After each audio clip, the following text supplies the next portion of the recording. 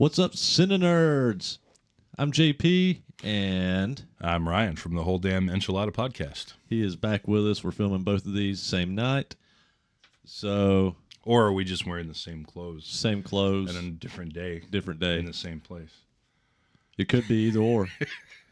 This could be a time loop. Could be. Yeah, I'm not sure when I'm going to release this one. May pop one with Ryan in between these or something. But so you may get this one a little out of the sequence with how we're filming. But yeah, this is without my Ryan, with Whole Damn Enchiladas Ryan. Timu Ryan, once again. And just like you said, you guys release your shows. Ours just escape.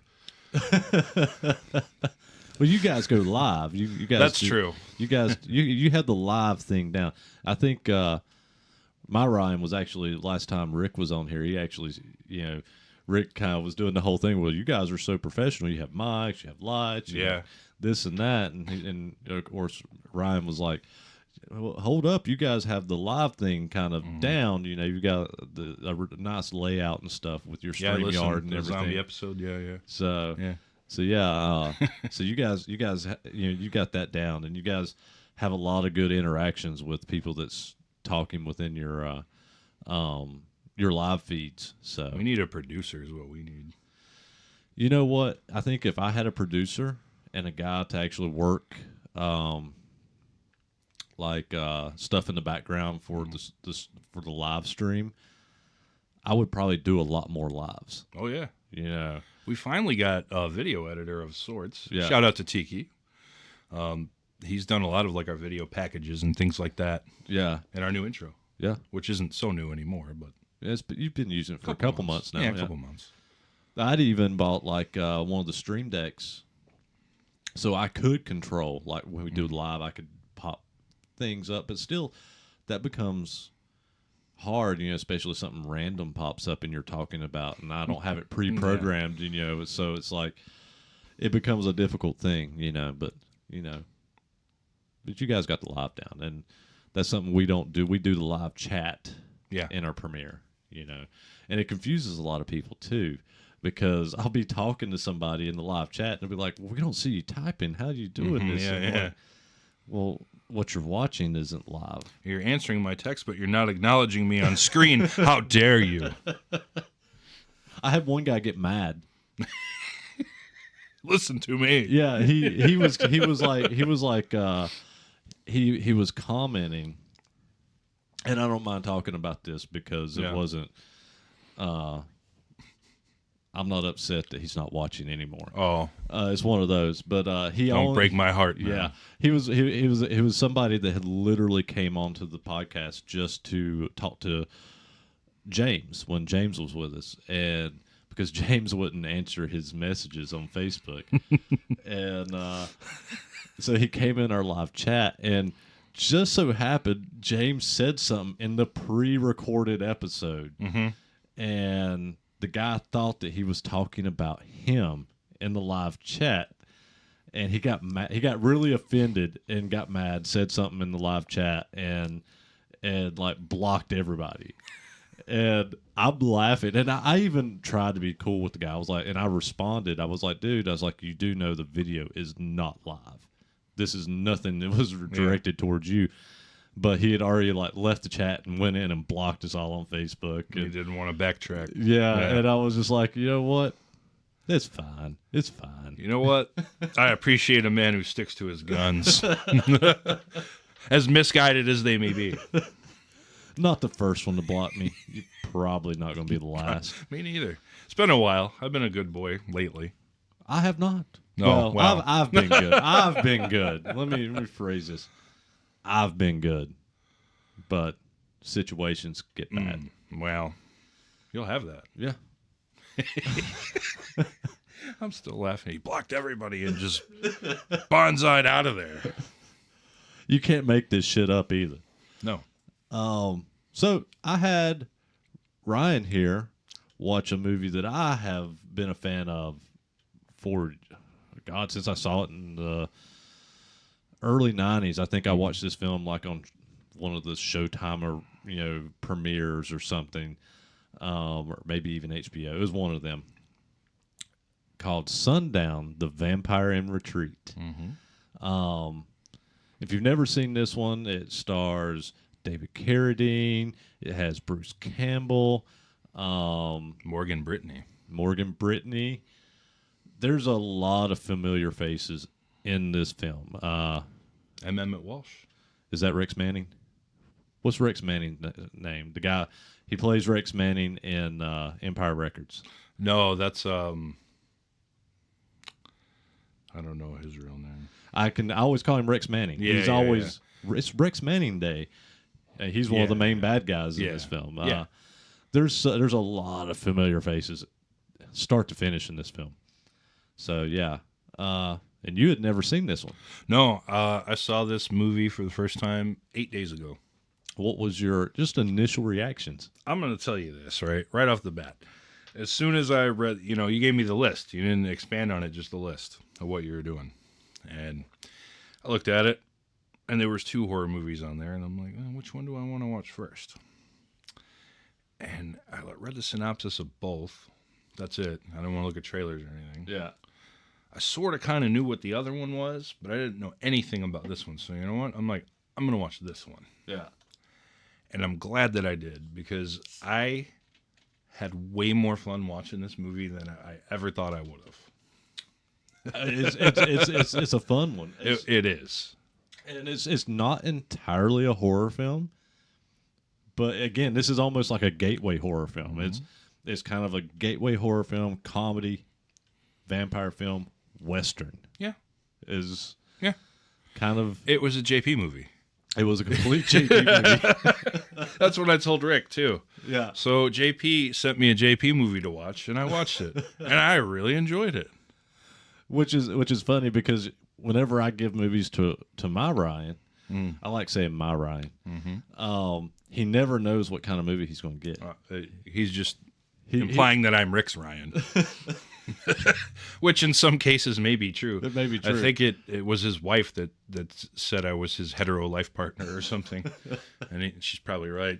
So stuck with me. The funny thing is, I'll give him a movie, and he never knows if it's going to be something completely off the wall, silly, stupid, or low budget, or if it's going to be like a really serious, like, award-winning type movie. This happened with I don't know if you listened to the episode, but we did an episode a month or 2 ago for Assassination Nation. No, I've never seen that either. So we did this. I had talked about doing that film multiple times with him, and kept pushing it off. And originally, it was a movie I wanted to do back at election time, and then I kind of pushed it off.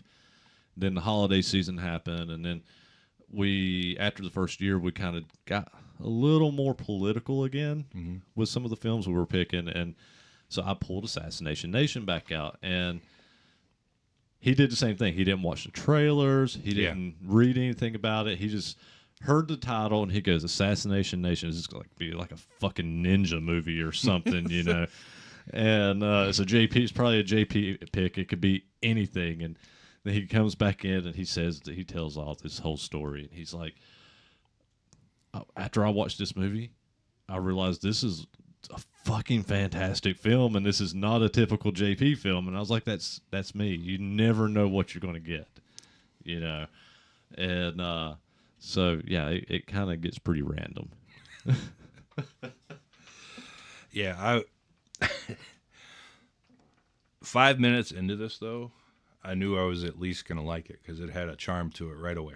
Oh, yeah. Right away. Well, the opening scene with the 3 vampires sitting on in the swing. Love them. And then Walsh is one of them. Yeah. Is so fucking good. And you don't even recognize him, but as soon as you hear that voice, you're like, that's him. Yeah. Because he's got the sunglasses and the hat, which is that I'm like, okay, I get vampires hiding in plain sight. Yeah.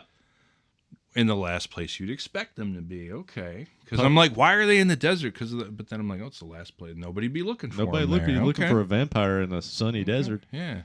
And they just grabbed a glob of sunscreen. and a big sombrero. Yes. And he goes out to pump gas, and Mm-hmm. and he ends up. This guy's all coked out. He's literally the opening scene is these three vampires sitting on a bench swing in the sun, watching this Jeep come 80 miles an hour through the desert, not even on the main road, through the desert, and he's literally bouncing in this Jeep with like it's not even like little like one hitters of coke, like it's like scoops, like big like spoonfuls of coke, and he's like bouncing it everywhere trying to snort it. That's how the movie fucking starts, literally. It's the same the rest of the way through the film. It's just as ludicrous as It never lets up. No. And that's not even the funniest scene at that gas station. Because this is Bruce Campbell in like the most Bruce Campbelliest role ever. Yeah. Like, obviously this isn't gonna win an Oscar, this film, but there could have been no one but Bruce Campbell played that Van Helsing the way that he did. Because when he first comes up to that gas station and takes that shoe off, and there's more sand in that shoe that would fit in that shoe if you filled it all the way up. I literally wrote in my notes sand that Bruce Campbell pours out of his shoe, and I wrote that down because he literally the scene. It's almost questionable how did they shoot this scene, because I don't think there's actually a cut. It looks like it looks like he pulls his shoe off his foot. The camera does not cut. No, he picks the shoe up and pours sand out of it, but it's like you said, it's not like a little sand. No. Like it's enough sand to fill that whole shoe. His foot would not have even fit in the shoe. There was enough sand in that shoe to not fill not only a Bruce Campbell shoe, but like a Shaquille O'Neal size shoe. Like, because he goes like this, and it goes on for seconds while it's coming out. And I think there's a couple pebbles in there, too, because you hear them. Yeah, who else can make an entrance like that? It gets pretty fucking bonkers. And Deborah Foreman, who we mentioned in our last recording, was the main girl in April Fool's Day. Yes. And she is the love interest for Bruce Campbell in this film. Love their chemistry. Yeah. Yeah. And she's so quirky in this film, too. And she is a vampire. Yes. And he is not. And he is not. He is Van Helsing's great something or other. Grandson or something. And the premise of this movie is basically you have this family, the Harrisons, who are coming to the town of Purgatory. Great name. And the vampires in Purgatory are trying to live normal lives, and they have this blood bank that they're creating a synthetic blood. And the device that I guess device is the correct term. The device they're using to create this synthetic blood, there's an issue with it that you find out that Rex Manning actually purposely fucks a part up on it so it's not manufactured the way it's supposed to be, so he can get the Harrison family to come to Purgatory to repair this system for him, to figure out what's going on. Because he's like a master engineer. The husband. So the premise of the movie is this family's coming here. The dad, he has 2 kids and his wife, and he's coming to fix this to get their factory up and running for a synthetic blood, which he thinks is to help humanity. Yes. Which I guess essentially they could use it for that too, but they're using it for synthetic food. Yeah. So they don't have to kill people. It's like they're Soylent Green, you know? Yeah. And because not a lot of people are coming through that little town as we see. Because when their initial coked out of his mind guy comes up, they're like, "Oh, it's your turn to pump the gas. I did it last week." Yeah. You know, like once a week they're getting somebody to the gas station, and that's not going to feed a whole town. So the film itself, once it gets into it, you find out that the Rex Manning character, then there's another, like, not head vampire, but second command head vampire that doesn't want to drink synthetic blood. They want to feed on humans, and they're creating their own army to fight everybody else who will not join them. Right, to rebel against this new way of living. Yeah. So, and essentially a war happens, and this is the movie. This is the movie you get. But in between all this seriousness, there's a lot of silliness and there's a lot of comedy. It kind of becomes almost a typical Bruce Campbell film. Sort of. But Bruce Campbell's not even the main star. No, he's maybe like 7th or 8th down the list, really. Yeah. Because he doesn't even show up until 20, 30 minutes into this thing. And even David Carradine, who was the head vampire, isn't on screen the most.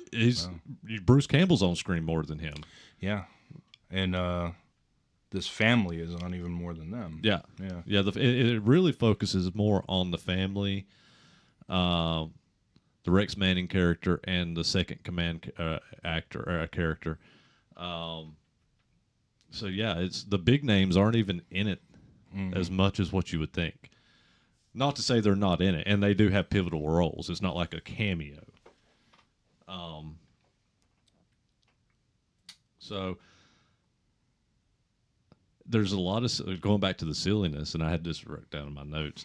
The Fang straws. What'd you think of the Fang straws? Silly, like you said. So they have literally a straw that comes up and it splits into two other straws that go up and fit in their fangs. They suck the synthetic blood through their drinks, which that's the kind of silliness you get through this film. The one thing I did write, everything, and not everything, but I would say 90% of all the scenes with the Harrisons. Is it me, or did it feel like a 1960s Disney film? I get what you're saying.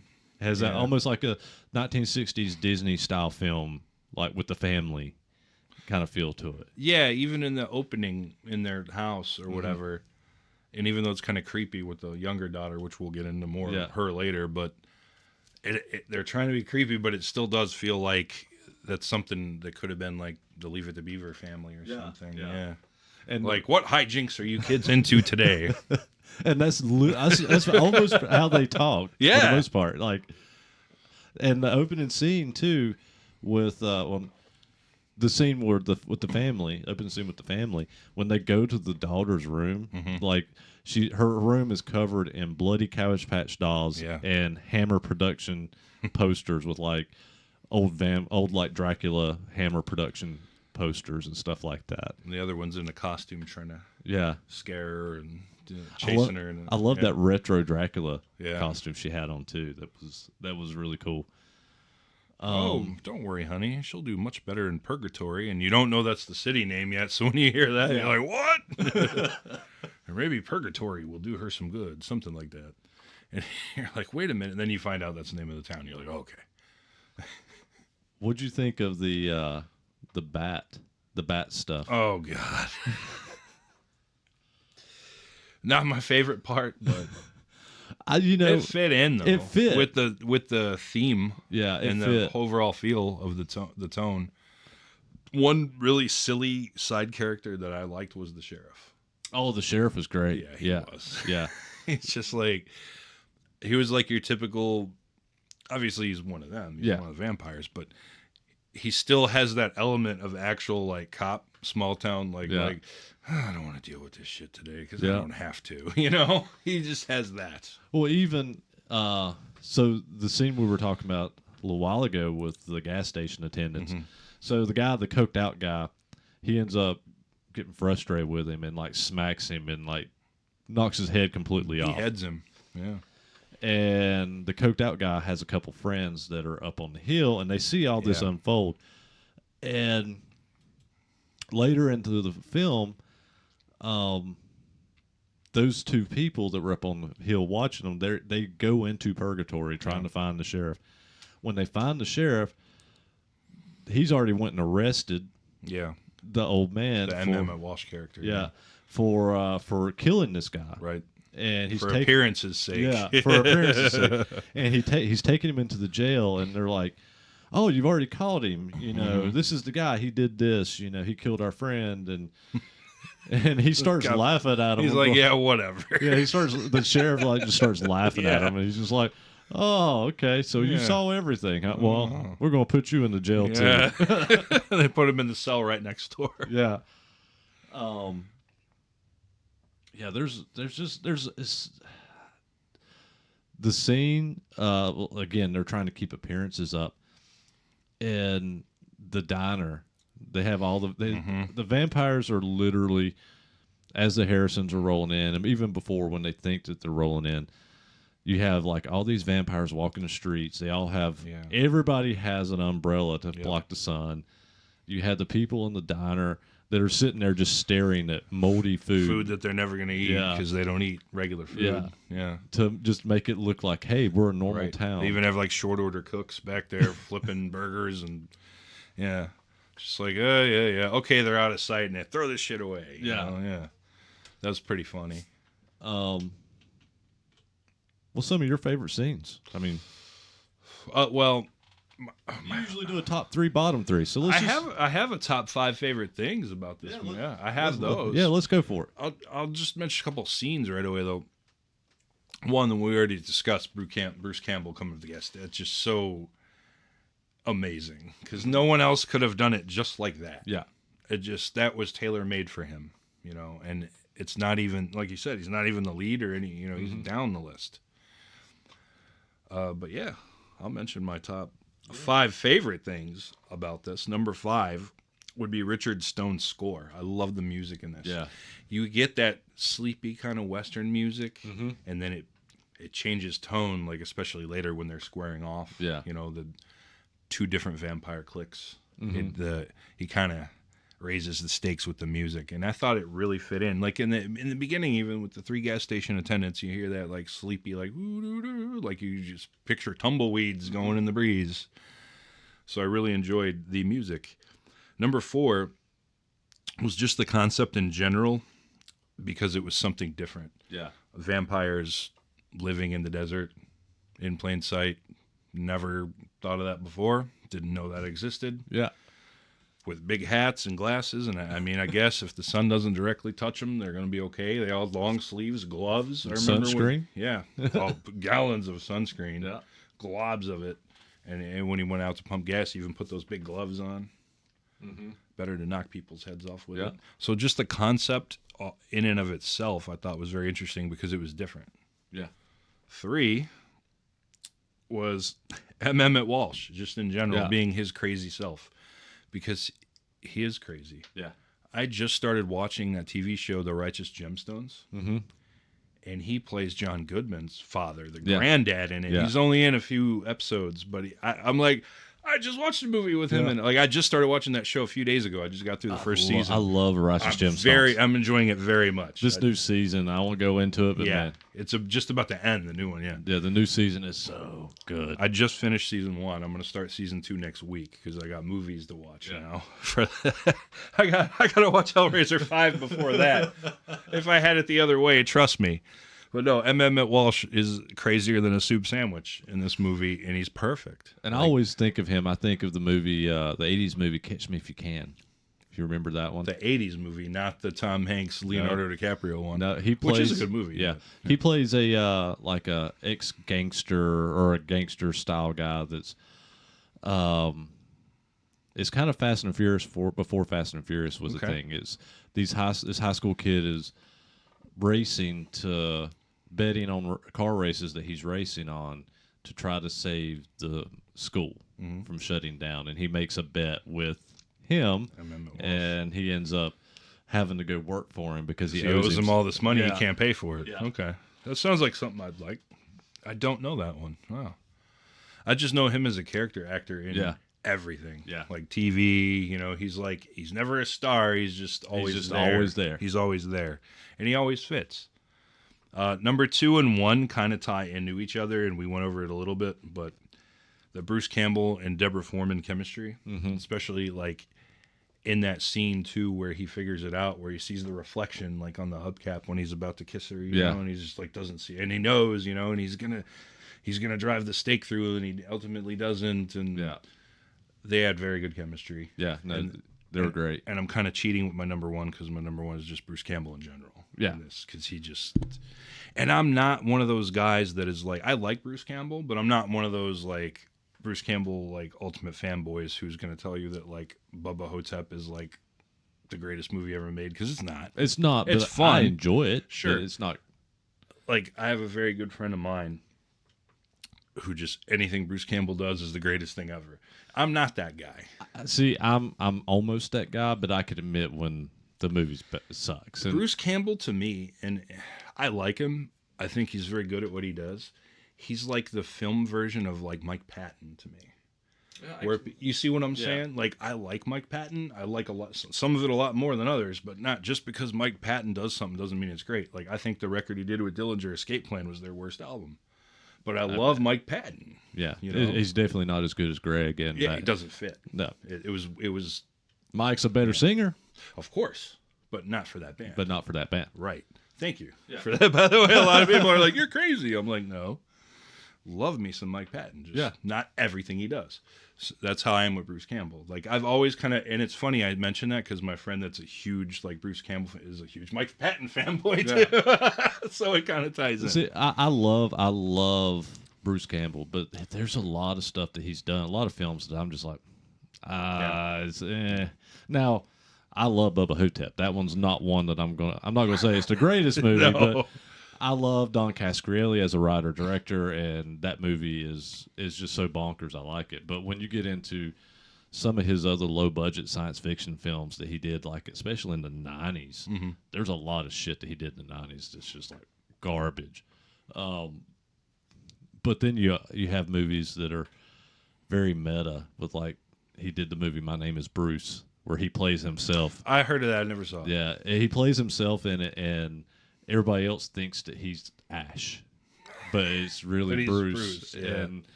And it gets pretty out there. I think it's my friend I was referring to that's the hugest Bruce Campbell fan ever is the one that told me about that movie. Yeah. That would make sense. Yeah, That seems like something I would watch, though. It seems interesting. yeah.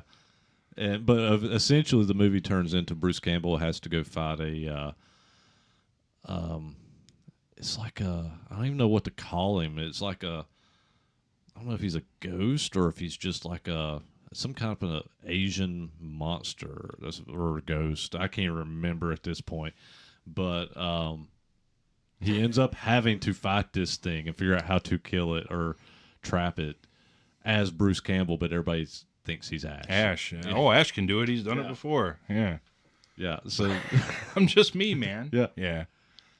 That seems interesting. it's a funny film. It's kind of bonkers, but it's a hard one to find now.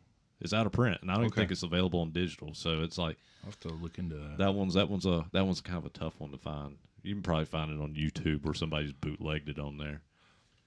One thing I did want to mention about Morgan Brittany, because she has a big role in this too. Yeah, She's the wife of the Harrison's engineer. Yeah.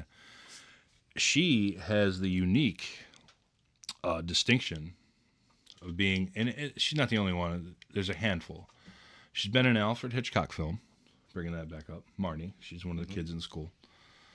An episode of the original Twilight Zone. She's actually was in 3 of them, but one stands out. Nightmare as a Child in season 1. She's actually a lead in that. And then an episode of the original Outer Limits I can see called that. The Inheritors, and that's with Robert Duvall. That's a fantastic episode. Her episode of the Twilight Zone wasn't the best, but she was good in it as a child actress. She was just like 8 years old in that thing, and it was very creepy. But her Outer Limits is one of the better ones. Yeah, I'm looking through the cast right now because I'm trying to remember everybody who's in this, because there's so many familiar faces, but a lot of them, if I was to sit here and name them, you wouldn't really know a lot of these actors and actresses. A lot of them are character actors. Yeah, they just say, "Oh, it's that guy." Yeah. Oh, it's her. Like the old one of the 3 old men on the swing. One of them is one of the guys from the older guys in Roadhouse. Okay. He was in Roadhouse.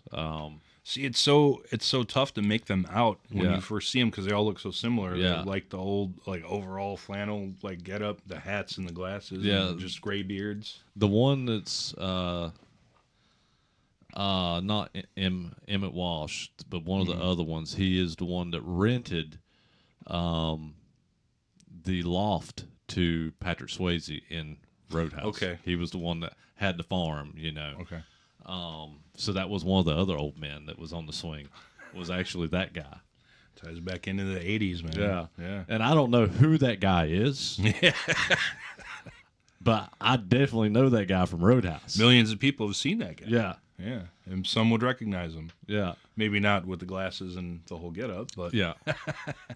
and that's another thing too I appreciated about this is the mix of vampires. Some are young, some are old. You can tell some were bitten and converted Yeah. rather at different times than others. Well, you had the second in command. He the vampires that he was turning.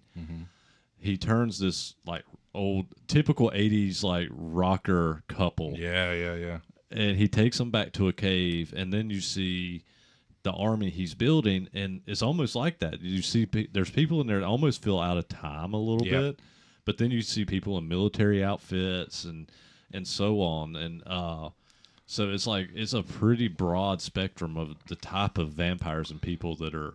And you're just seeing too, like, look at all the unfortunate souls, different walks of life that have all stumbled upon the wrong town at the wrong time. And how many of them were already vampires when they established that town and started settling it? Yeah. And then they're trying to come, feed everyone with this fake blood because they have so many people.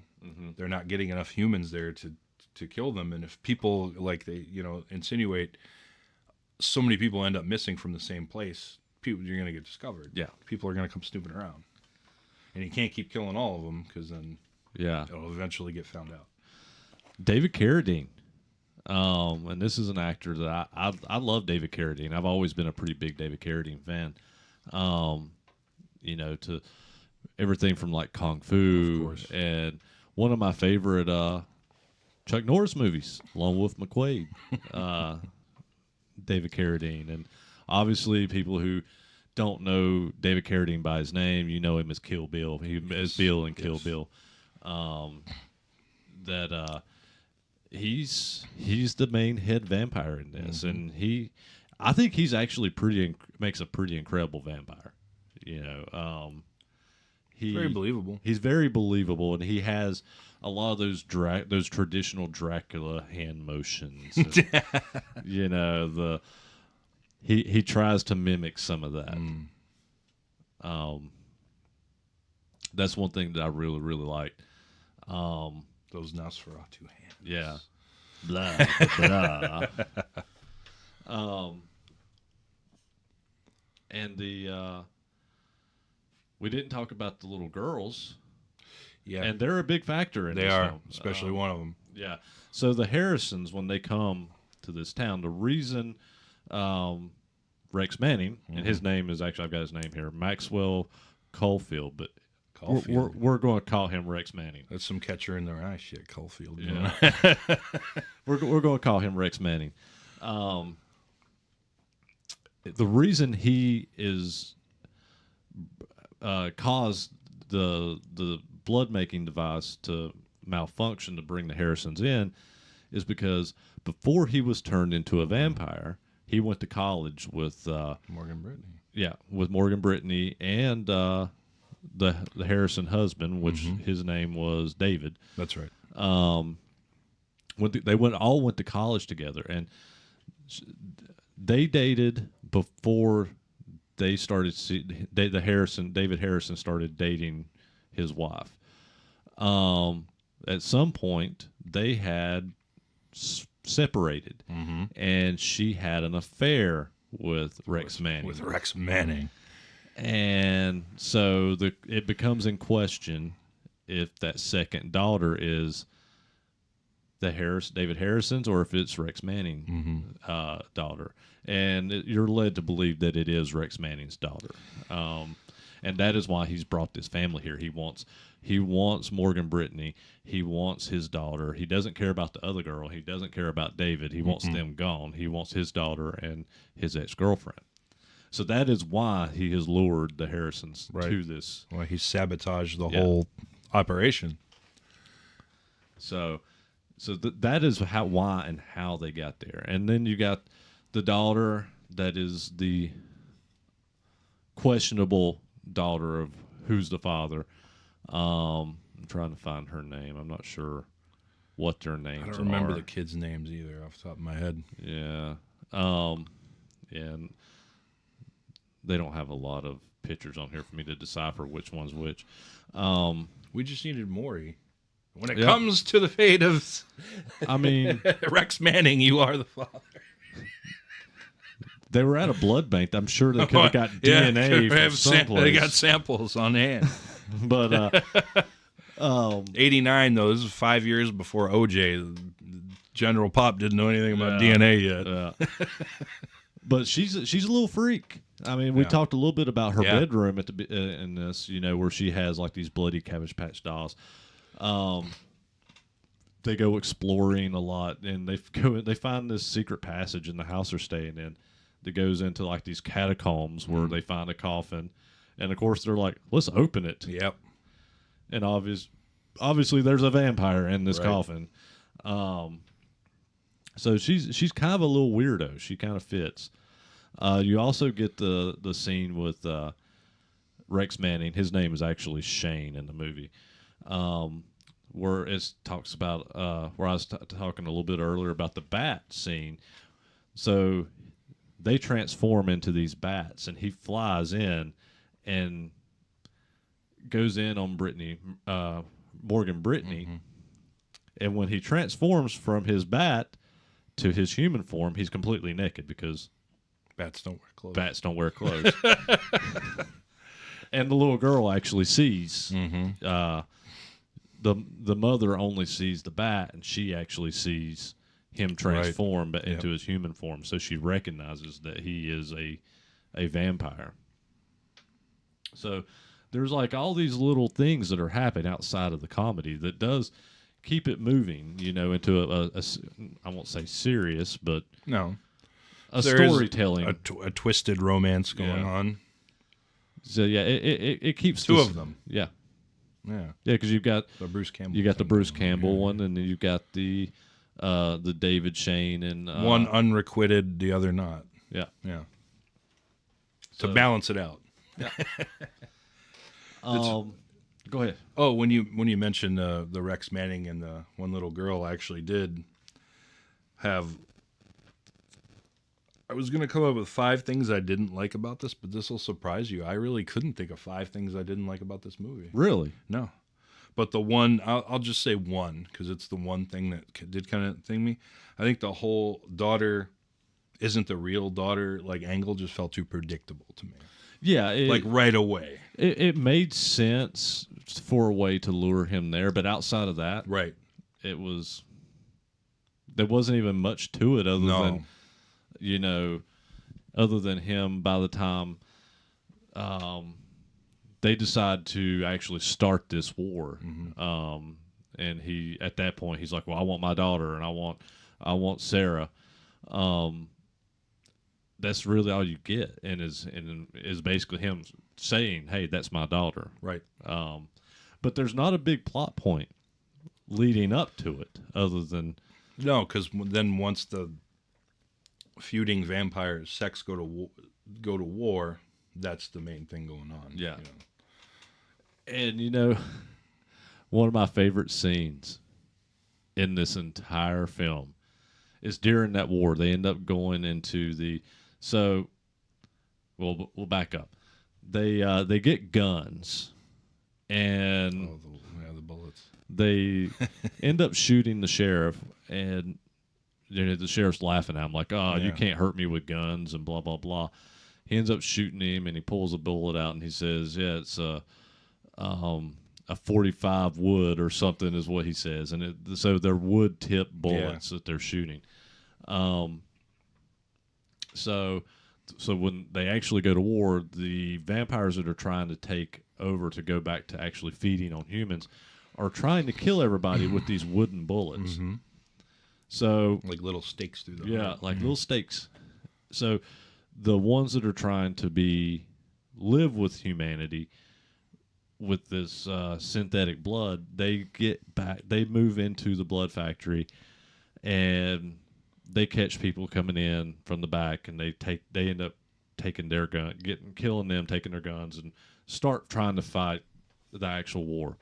So it kind of gets to one of my favorite scenes in the movie, and it goes back to Emmett Walsh, where they get pinned down, and they're like, "What do we do? How do we get out of here?" And he's like, "Well, I don't know. I'm an old man."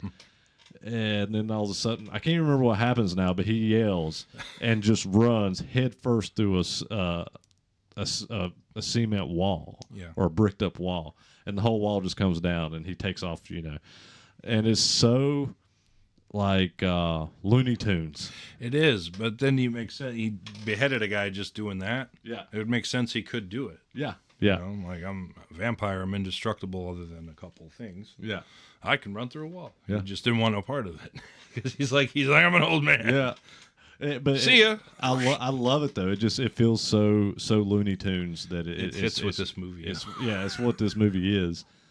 And he ends up turning the kids in the jail cell Yeah. too, as Yep. well, before the war breaks out, To convert him. to convert Yeah. them. Try to get more allies. Because he even tells them, like, they're either going to convert you or they're going to kill you because Yeah. they can't let you go, Yeah. because you already know too much about That's us. right. But you also get David Carradine coming up with crossbows, handheld crossbows, to help fight this little war.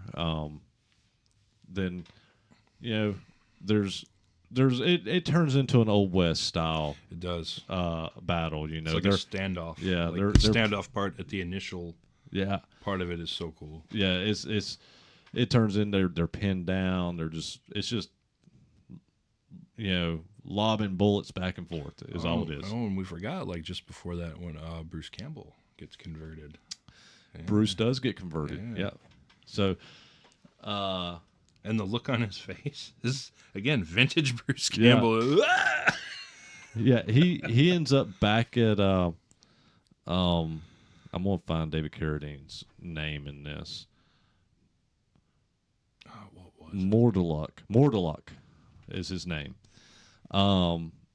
So his whole goal is, as Van Helsing, Right. he is trying to get to Mordeluck's house. Mm-hmm. He's wanting to find he's wanting to kill this He head wants to vampire. take him out. Yep. And so he gets back there. The what's her name? Sandy, Deborah Foreman, takes him there. She essentially pushes him through the skylight, and they capture him. And she ends up turning him because she's telling Morlock that I'm in love with him. I want him. So she does turn him. And it's like you said, typical Bruce Campbell fashion. facial. Yeah. It feels straight out of Evil Dead, his facial expressions. Evil Dead 2. Yes. So he does turn, and then when he wakes back up, he's looking in his mirror. He doesn't see a reflection, and then it's still more Bruce Campbell, typical Bruce Campbell, just overacting facial expressions. So, yeah. So Do then you have we, a vampire Van Helsing? yeah, essentially.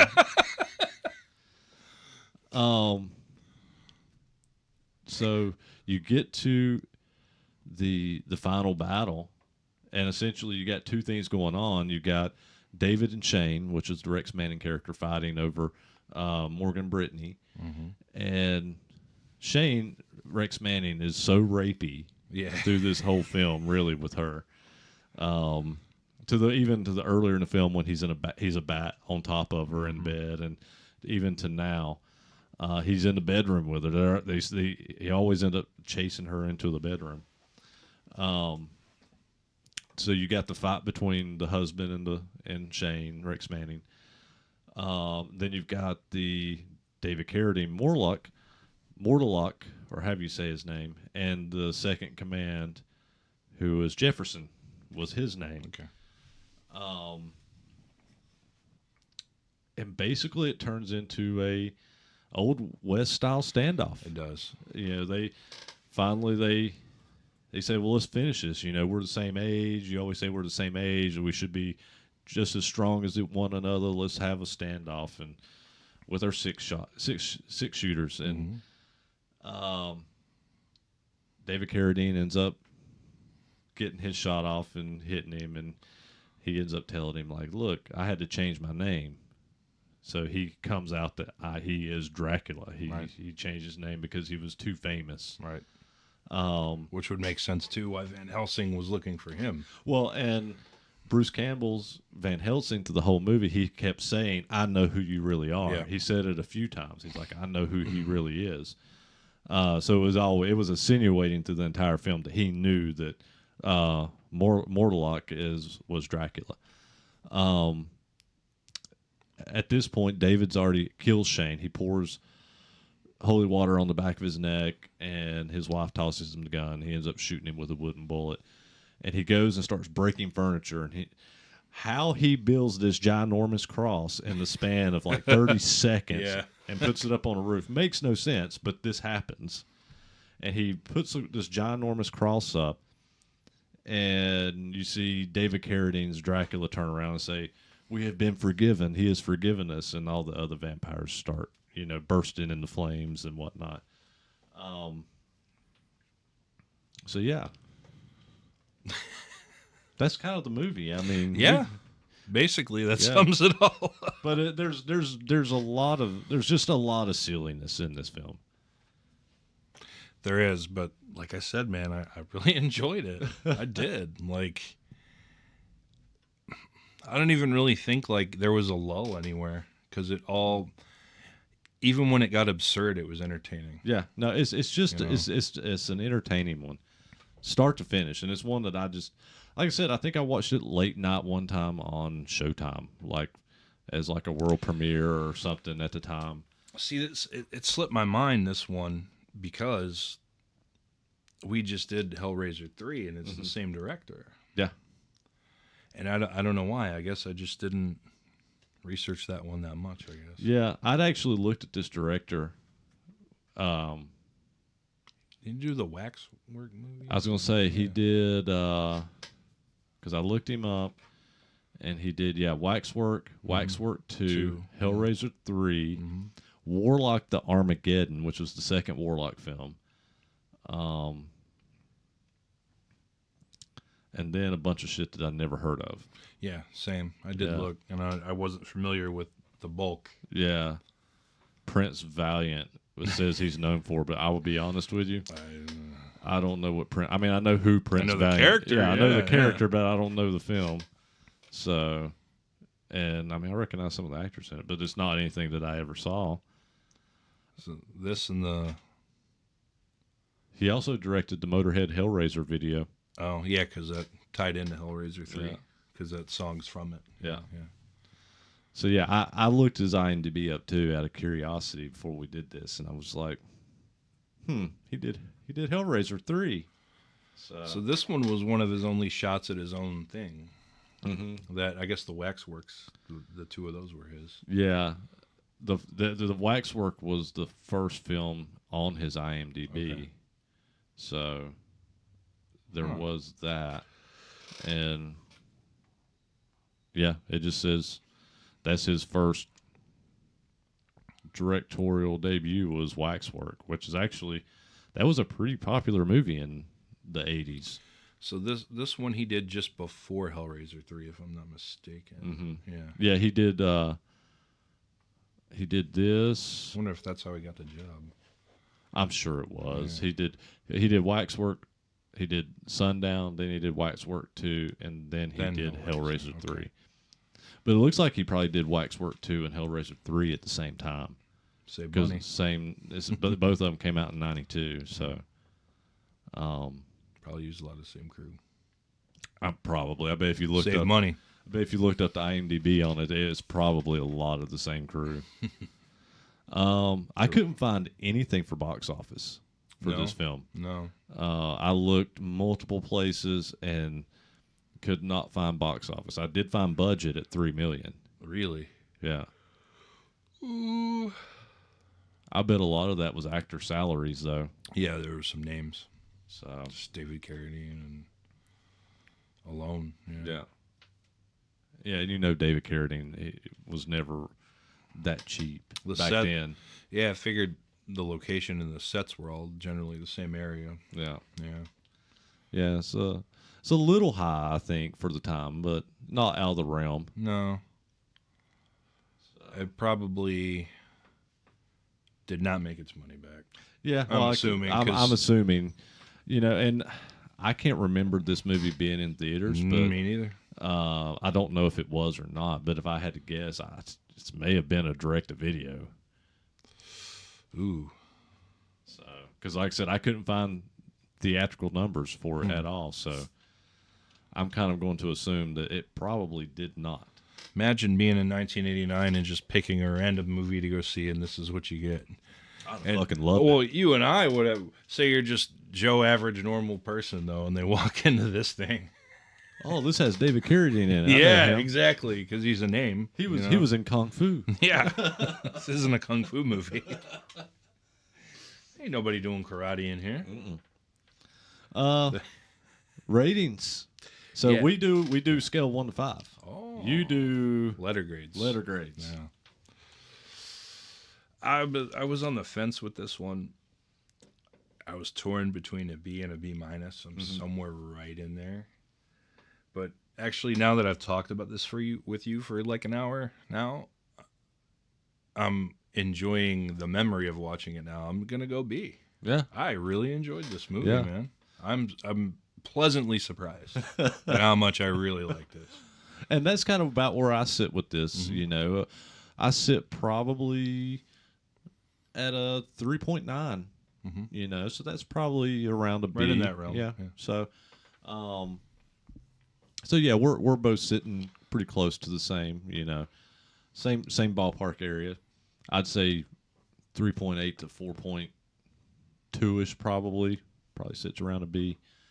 Cuz that's kind of where I feel. This definitely not a 5-star movie. No, Not a 5-star movie, but it's definitely not so bad that it's for people that don't watch our show, Rick and I's, I'm a notoriously tough grader compared to most. yeah. And I still give this thing a B. Yeah. It was fun. I was surprised. I actually expected you to give this a pretty low because I know how hard you are. Yeah. And when I was talking to Rick yesterday, he was he goes, yeah, he goes, he told me he's watched some vampire western or something. you Yeah. picked. And I just kind of giggled and I was like, yeah. And he didn't say if you had said anything I didn't. about it. I didn't. Or anything. He just said, he just looked at me and goes, you know, he's going to be really hard on this movie. I said, you know what? I fully accept If I genuinely didn't like it, you'd know. Oh, Let's yeah. put it that way. Yeah. Like, JP, I want my 2 hours back. I want my money back, and it was free on Tubi. The thing is, I watch a lot of shit movies, and everybody who watches this knows this about me. But I can find something fun in not most of everything, but a lot of the style of movies I watch, I can find something fun in it that I really enjoy. So whenever I find something that I really hate, you know that I didn't find anything I enjoyed about this film. And there's been a couple of those on this show that I've been like, no, this movie was fucking awful. Oh, I know. I'll never watch I this know, again. I know how to get you going. I won't do it, though. Which one's that? Evil Dead Rise. What a piece of shit movie that is. I said I wasn't going to do it, and he said, what? I know, that's one of your least favorite, for sure. Well, the thing is, I would probably be like you. I'd probably be less hard on that film if it wasn't titled Evil Dead. Same. That's what Jason Goes to Hell that's the piece of shit to me. Yeah. I get it. Because I'm such a Friday guy. Yeah. And he just, yeah. Ugh. I get, and I know you hate that one. And, Oh, yeah. And my thing with that one is, I guess I appreciate it because it reached and tried, but still felt kind of like a Friday the 13th film, to where Evil Dead Rise, is such a departure from Evil Dead 2. It is. You know, that I can't even feel that they're in the same realm of the same universe. You know, fuck, Rise is so fuck that movie. See, look what I did. See, I told you I could get him going just by saying 3 words. or the Exorcist that just came out. What was it Believer? Exorcist Believer? I saw that one in the theater. Yeah, I walked out of the theater just as mad at that one as I was Evil Dead Rise. It's not a good movie. I thought the lead actor did a good job. Some of the acting good. wasn't bad, but it's just The story was stupid. yeah, it was stupid. And that was done by what's his name that did Halloween reboots. David Gordon Green? Mm-hmm. Oh, Yeah, that's a shame because he's great. yeah, he butchered it.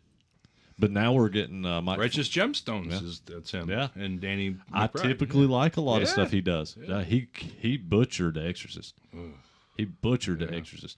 But we're getting Mike Flanagan doing another Exorcist film. I don't know if This year, next year? I don't know when it's coming out, but I know it's in production or pre-production right now. And I don't know if you're a Mike Flanagan fan. I know who that is. He did Haunting on Hill House. Oh, okay. Follow the House of Usher. He did Doctor Sleep. Yes, okay. Uh, Which is why The Shining wasn't on my top 5 standalone one, because they did make a sequel 30 years later. did have a sequel, and that's a sequel that I actually really loved. Too. I liked it. Yeah, I didn't love it, but I liked it. I think a lot of that sequel, but also it has Ewan McGregor, Yeah. and I'm a huge Ewan McGregor fan, so got a Obi-Wan. Obi-Wan. And we've talked about this a lot on the show too. I'm a huge Danny Boyle fan, and obviously, Oh, I can't wait, man. It's coming. I'm a huge Danny Boyle Is fan. that June? Next Something like month? that, Yeah. So we got 28 years later, but also going back to Ewan McGregor, Train Spotting. I love it. Train Spotting, you know, that was actually where I fell in love with Ewan McGregor before Star Wars. So Baby Kelly McDonald, when she was like 20 years old or something. yeah. So yeah, She's done a lot of stuff too. I'm a huge Boardwalk Empire guy. So's Rick. yeah. Yep. So That's when we mentioned that briefly when we went over Sinners, because it just Chalky White and the gang get visited by vampires. Here we go. yeah, and I had to chime in on that one. That's why I hopped on those live because I had. I know you love your vampire flicks, man. I had talked to Rick. Case in point. Yeah, I had talked to Rick a day or so earlier about Sinners, and he was like, "Oh, this movie's so great," and I was just like, "Really? It was good. It was good, Yep. but it wasn't that original." No. You know, and he's like, "Man, it was so good. It was like From Dusk Till Dawn." I'm like, again, But you just said it was original. you just said it was original, but now you're saying it's Yeah. yeah, and so that's why I was like, I have to chime in on this. I think we teamed up on him pretty Yeah. good, though, and got him to tone it down a little. Because, as enjoyable as that movie is, and it is, I recommend it. Everybody should see it in the theater, too, man. It was fun. yeah, But is it the greatest? No. Nosferatu was better to me. I still haven't watched that one yet either. Oh, really? I really enjoyed it. I would rather watch Near Dark.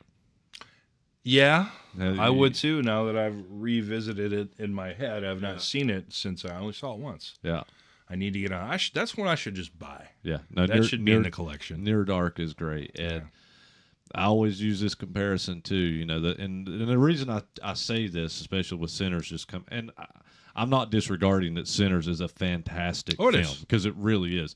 My problem is, all these people that were reviewing it are saying this is the most creative horror vampire film in years, and that it's so original and there's no other film like it. And I can name half a dozen other films like it. It's not original.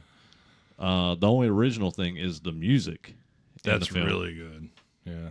But my thing is, if you want to talk about an original fucking horror film, then let's talk about Let the Right One In. That's awesome. You know, or films like that. If we're going to talk about being original, but Sinners is a fantastic film. Yeah. I'm feels like I'm bashing it. I'm not. No, you're allowed to say something's overrated and still think it's good. Yeah. You know. I would give it a high recommend. It's just, Oh yeah. I just have to argue with these people reviewing. I think the people that are reviewing it like that and saying it's like the greatest vampire movie in this haven't seen a lot of vampire movies, No, or at least they didn't. outside the mainstream ones. They didn't watch Sundown. No, they didn't. No, or Near Dark. Yeah, they didn't see that either. All right. Well, we're going to call it a night, guys. Till next time, we'll see you next week, next Thursday. You can check us out, cinenerspodcast.com, and the Whole Damn Enchilada podcast on Facebook and YouTube. They go live. They run their lives on their YouTube and Facebook. Thursday, 7 p.m. Eastern. Thursdays at 7. So what you do, you watch them at 7, then you hop on over to us at 8 o'clock. It's a lead-in. Yeah. Like network TV back Yeah. in the day when that was a thing. Everybody just streams everything. Yeah. All righty. See you next week. Later.